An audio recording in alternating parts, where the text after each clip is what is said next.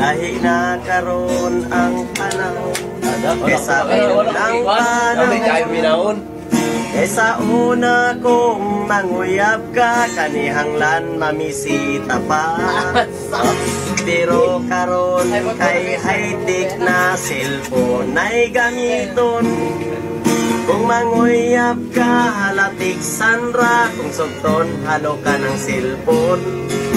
Labi na gyud kung mag-uyab na, cellphone ray na sayon.